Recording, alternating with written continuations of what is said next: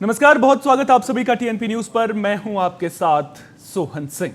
भारत की राजनीति में महिलाओं की अहम भूमिका रहती है, तभी तो आज सियासी पार्टियां महिलाओं को अपने पाले में करने के लिए बड़े बड़े ऐलान कर रही हैं।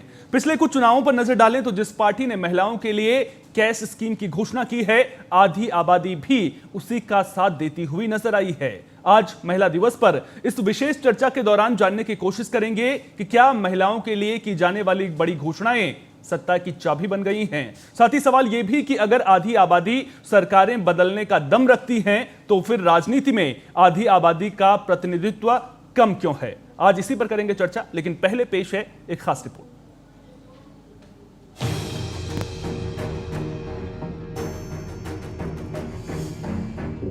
चुनाव से पहले महिलाओं के लिए बड़े बड़े ऐलान। महिलाओं से जुड़े मुद्दों पर खूब मच रहा घमासान। महिलाओं के लिए कैश स्कीम बन गई सत्ता की चाबी। सरकार बनाने में अहम किरदार निभा रही आधी आबादी। इन दिनों सियासी पार्टियों का फोकस महिलाओं पर ज्यादा है। जिन राज्यों में चुनाव हो रहे हैं वहां महिलाओं के लिए बड़े बड़े ऐलान करने का पैटर्न सा बन गया है।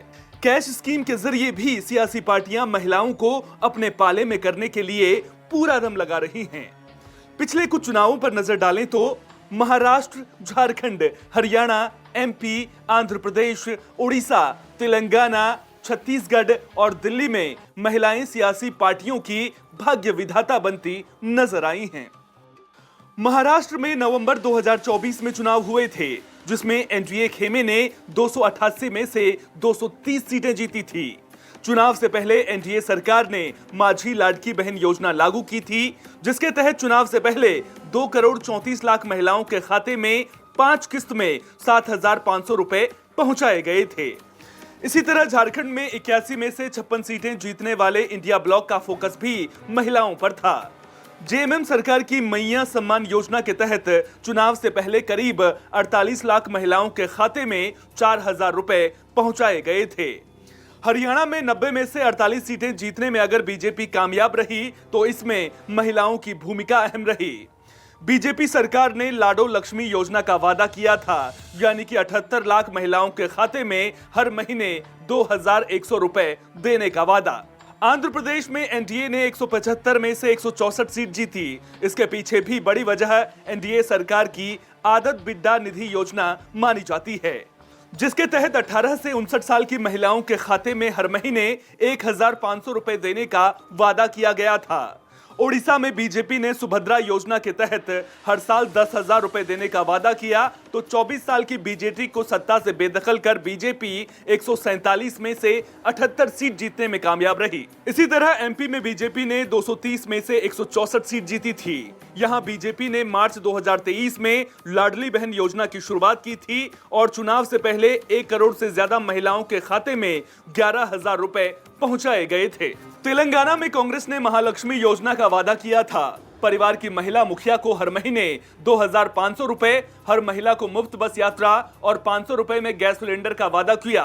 नतीजा ये रहा कि तेलंगाना में कांग्रेस को 119 में से 64 सीट जीतने में कामयाबी मिली। छत्तीसगढ़ में बीजेपी ने महतारी वंदन योजना के तहत हर महीने 1,000 रुपए देने का वादा किया था। नतीजा ये रहा कि बीजेपी 90 में से 54 सीट जीतने में कामयाब रही। साफ है कि कई राज्यों में सरकार बनाने में महिलाओं की भूमिका अहम रही है, तभी तो महिलाओं के मुद्दे पर खूब सियासत भी देखने को मिलती है। दिल्ली में भी अपनी बहनों को सशक्त करने के लिए उनके स्वास्थ्य की, उनकी शिक्षा की, उनकी सुरक्षा की और उनकी समृद्धि के लिए हर वो काम करने वाले हैं जिसका वायदा हमने किया है।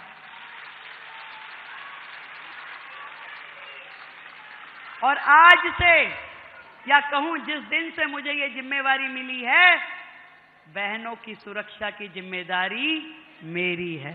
जो महिलाओं का संघर्ष खत्म नहीं हो पा रहा है, अन्याय के खिलाफ न्याय की लड़ाई उनकी जारी है। हम उनके लिए भी मैं उम्मीद करती हूं कि एक रोशनी की किरण लेकर आएंगे और हम उन दोनों के बारे में बात कर रहे हैं जो महिलाओं ने उपलब्धियां हासिल की, जो महिलाएं अभी बीच रास्ते में हैं और बहुत सी महिलाएं जो अभी भी हाशिए पे हैं, उन्हें और उनके मुद्दों को केंद्र में लाने के प्रयास आज अंतर्राष्ट्रीय महिला दिवस पर जो है अखिल भारतीय महिला कांग्रेस, हमारा कांग्रेस भवन जो इंदिरा भवन कहा जा रहा है, इंदिरा जी देश की पहली महिला प्रधानमंत्री, भारत रत्न शहीद के नाम से समर्पित है और इसी इंदिरा भवन के जो हॉल है इसमें पहला ही कार्यक्रम महिला कांग्रेस कर रही है और देश भर की हमारी जो है 300 के करीब देश भर से महिलाएं आई हैं और हर महिला अपना अनुभव जो है और आगे के रास्ते, आगे की चुनौतियों पर चर्चा हो रही है। यही उम्मीद करूंगी कि हम लोग सभी प्रगति, उन्नति और देश की विकास में महिलाएं अधिकतर भागीदारी निभाएं और भागीदारी की जिम्मेदारी भी उनको मिले,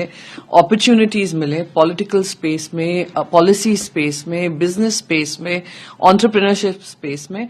और क्योंकि हमारे देश में हमने 2029 में के लिए आरक्षण बिल लागू किया है, पर वो आरक्षण बिल तब तक लागू नहीं होगा जब तक सेंसस नहीं होता है, जब तक डिलिमिटेशन नहीं होता है।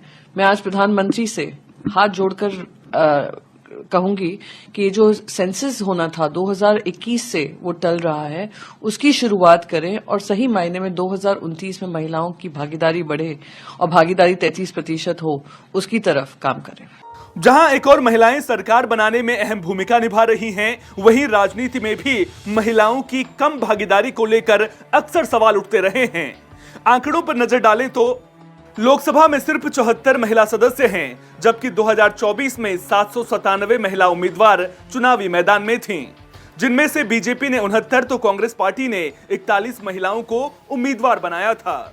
797 महिला उम्मीदवारों में से जो 74 महिला उम्मीदवार लोकसभा चुनाव जीती, उनमें बीजेपी की 30, कांग्रेस की 14, टीएमसी की 11, सपा की 4, डीएमके की 3 तो जेडीयू और एलजेपी रामविलास की 2 उम्मीदवार थीं।